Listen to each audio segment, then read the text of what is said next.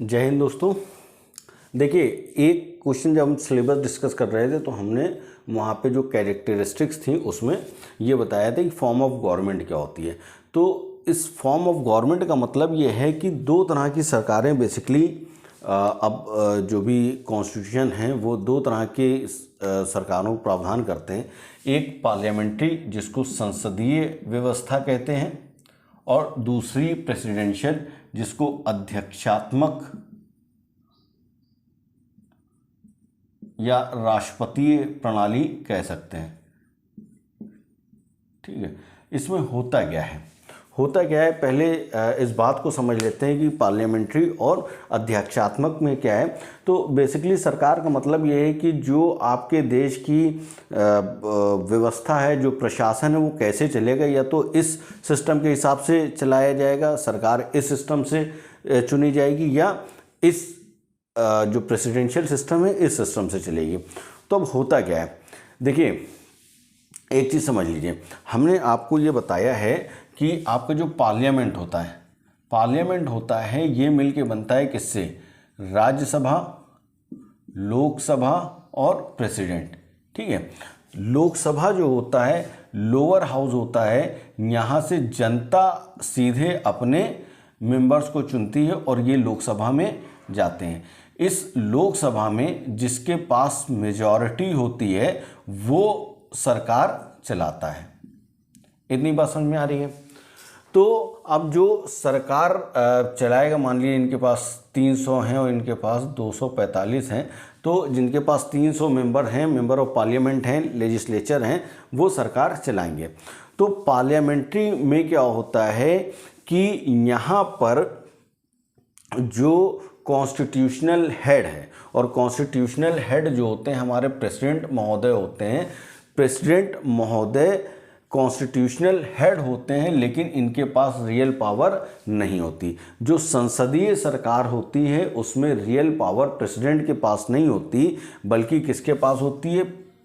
Prime minister और उनकी cabinet के पास। तो जो प्राइम मिनिस्टर और उनका मंत्री परिषद होता है, असल कार्यपालकी शक्ति उनके पास होती है। और इस कार्यपालकी शक्ति का मतलब एग्जीक्यूटिव और सरकार से समझ लीजिए। दूसरी बात क्या होती है, ये जो काउंसिल ऑफ मिनिस्टर होती है जिनके हेड प्राइम मिनिस्टर होते हैं, वो रियल एग्जीक्यूटिव होती है और आंसरेबल टू लेजिस्लेचर होती है। अब आंसरेबल टू लेजिस्लेचर का क्या मतलब है? जब हम आपको बता रहे हैं कि ये जो संसद है, ये जो लेजिस्लेचर है, किससे मिलके बन रहा है? राज्यसभा, लोकसभा और प्रेसिडेंट। तो जो सरकार चल रही है, जो सरकार में 300 लोग जिनके पास बहुमत है, इस लोकसभा में जिसके पास बहुमत होगा, आधे ज़्यादा लेजिस्लेचर जिसके पास होंगे, वो सरकार यानी कि एग्जीक्यूटिव फॉर्म करेंगे। और इस सरकार या एग्जीक्यूटिव के हेड कौन होते हैं? राष्ट्रपति महोदय होते हैं।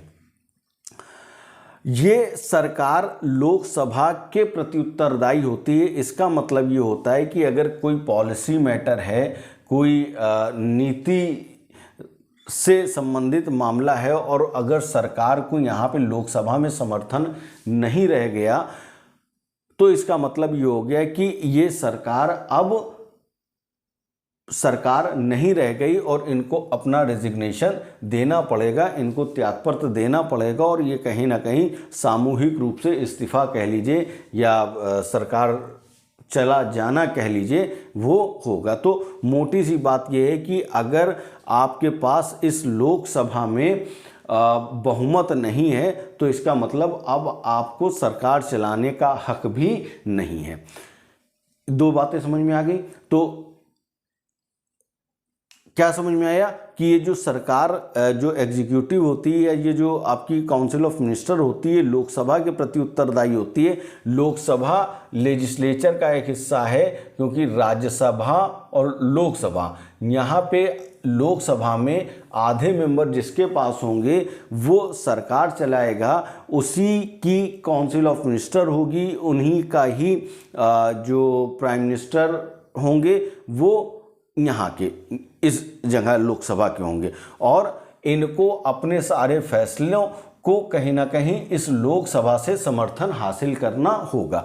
अगर ये किसी विषय पर लोकसभा का समर्थन नहीं ले पाते हैं, यानी कि लोकसभा में अपने इनका समर्थन कम हो गया है, तो इसका मतलब इनको यहाँ पे अब रहने का कोई अधिकार नहीं रहता। तो आपको समझ में आया कि यहाँ पर पार्लियामेंट्री सिस्टम में जो प्रेसिडेंट होते हैं, कॉन्स्टिट्यूशनल हेड होते हैं, रियल पावर उनके पास नहीं होती। रियल पावर प्राइम मिनिस्टर के पास होती है, प्राइम मिनिस्टर और उनकी कैबिनेट के पास होती है, और प्राइम मिनिस्टर और उनकी कैबिनेट लोकसभा के प्रति उत्तरदायी होती है। ठीक है। दूसरी चीज़ हम आपको बता रहे हैं कि जो मिनिस्टर होते हैं, काउंसिल ऑफ मिनिस्टर का जो कॉन्सेप्ट है, ये इसी लेजिस्लेचर का हिस्सा होते हैं। जो लोग यहाँ चुन के आते हैं, यही लोग कानून भी बनाने में योगदान देते हैं और यही कहीं ना कहीं सरकार को भी चलाते हैं। तो पार्लियामेंट्री फॉर्म ऑफ गवर्नमेंट में जो संसद होती है, जो एग्जीक्यूटिव, जो आपका लेजिस्लेचर होता है, लेजिस्लेचर के एक हिस्से, लेजिस्लेचर यानी कि संसद इनसे मिलके बनती है, और इनका एक हिस्सा जो लोकसभा है, लोकसभा में जिसके पास बहुमत है वो सरकार चलाएंगे।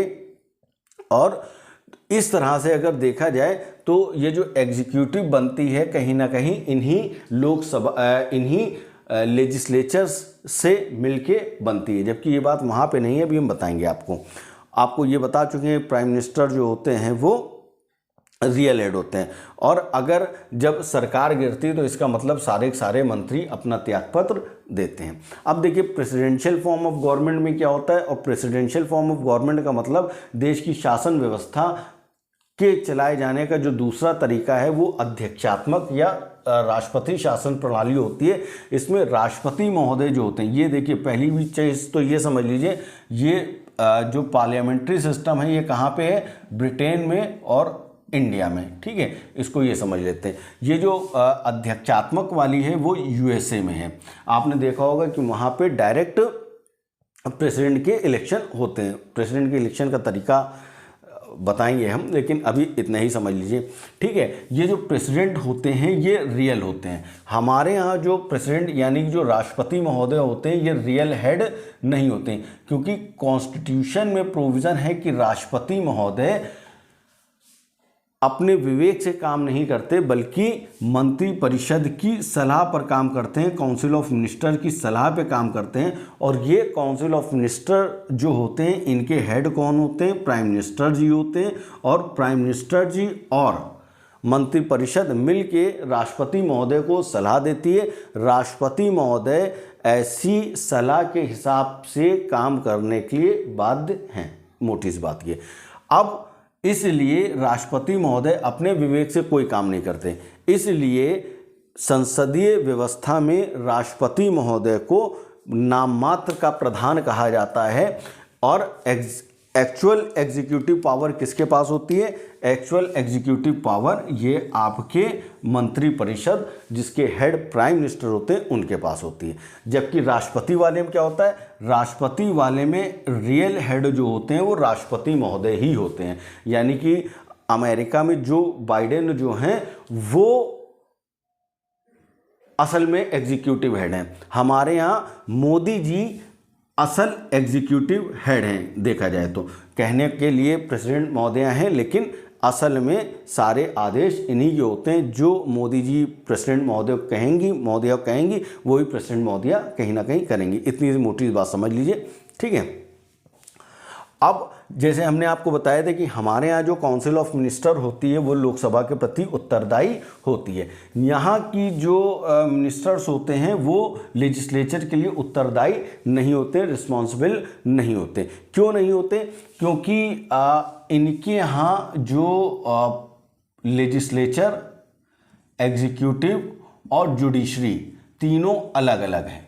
ठीक है, इनका मेंबर नहीं होता, इनका मेंबर नहीं होता, तीनों सेपरेट हैं पूरी तरह से। जबकि हमने देखा था कि ये जो सरकार थी, जो एग्जीक्यूटिव थी, वो इसी लेजिस्लेचर में से जो आधे मेंबर थे जिनके पास बहुमत था वो सरकार चला रहे थे। और इसीलिए ये जो मिनिस्टर थी लोकसभा के प्रति उत्तरदायी हो रही थी। यहाँ पर जो प्रेसिडेंशियल फॉर्म ऑफ गवर्नमेंट होती है उसमें मिनिस्टर्स लेजिस्लेचर के लिए रिस्पॉन्सिबल नहीं होते, बल्कि अपने प्रेसिडेंट के लिए होते हैं, क्योंकि प्रेसिडेंट के मर्जी से ही मंत्रियों को बनाया जाता है।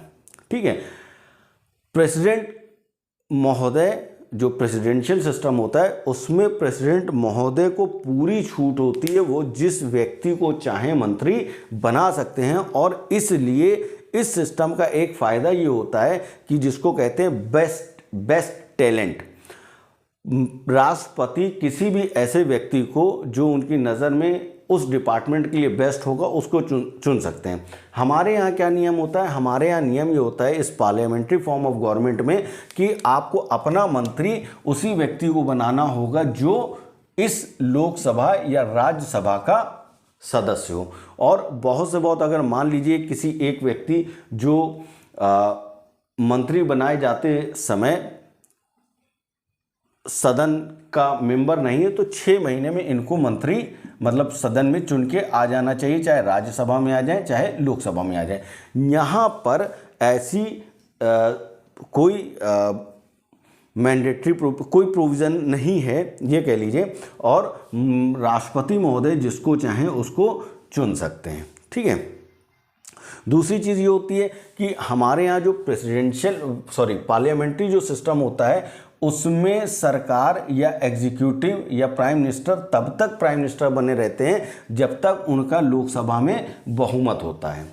जिस टाइम उनका लोकसभा में बहुमत कम हो जाएगा, मतलब 300 से वो 200 पे आ गए या 250 पे आ गए, उस वक्त उनकी सरकार नहीं रहेगी। और जो दूसरा दल होगा, फॉर एग्जाम्पल जो दूसरा दल होगा या विपक्ष होगा, अगर उसके पास बहुमत है तो उस विपक्ष के व्यक्ति को प्राइम मिनिस्टर बना दिया जाएगा और फिर से नई मंत्रिपरिषद बनेगी।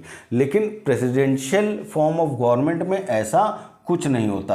अमेरिका का जो प्रेसिडेंट होता है वो पूरे 4 साल, उनका इलेक्शन 4 साल के लिए होता है, ये 4 साल पूरा अपना टेन्योर पूरा करेंगे। इसके पहले इनको हटाया वटाया जनरली नहीं जाता, इम्पीचमेंट की बात अलग हो गई, लेकिन इनकी सरकार गिरने का कोई कॉन्सेप्ट नहीं होता है। ठीक है, यहाँ पे ये कह लिए कि प्रेसिडेंट महोदय को इनकी सरकार गिरने का कोई खतरा नहीं, जबकि यहाँ पे ये खतरा हमेशा बना रहता है। इसीलिए दल बदल कानून भी हमारे यहाँ लाया गया है, एंटी डिफेक्शन लॉ। तो मोटी बात हमको ये समझ में आ रही है कि जो फॉर्म ऑफ गवर्नमेंट यानी कि सरकारों के प्रकार होते हैं, जनरली कौन से होते हैं, पार्लियामेंट्री फॉर्म ऑफ गवर्नमेंट होता है, प्रेसिडेंशियल फॉर्म ऑफ गवर्नमेंट होता है। पार्लियामेंट्री फॉर्म ऑफ गवर्नमेंट का मतलब ये होता है कि इसका जो हेड होता है, कॉन्स्टिट्यूशनल हेड होता है, वो नाम मात्र का होता है, जबकि प्रेसिडेंशियल फॉर्म ऑफ गवर्नमेंट में जो एग्जीक्यूटिव हेड होता है वो रियल हेड होता है। दूसरी बात ये होती है कि यहाँ पे जो काउंसिल ऑफ मिनिस्टर होती है वो लोकसभा के प्रति उत्तरदायी होती है। यहाँ पे मिनिस्टर अपने प्रेसिडेंट के लिए उत्तरदायी होते हैं, वो किसी लेजिस्लेचर के लिए उत्तरदायी नहीं होते। यहाँ पे एक खतरा हमेशा बना रहता है कि अगर आपका सदन में बहुमत कम हो गया तो सरकार जा सकती है, यहाँ पे इस तरह का कोई खतरा नहीं होता। तो ये मोटी मोटी बातें आपको समझ में आ रही होंगी।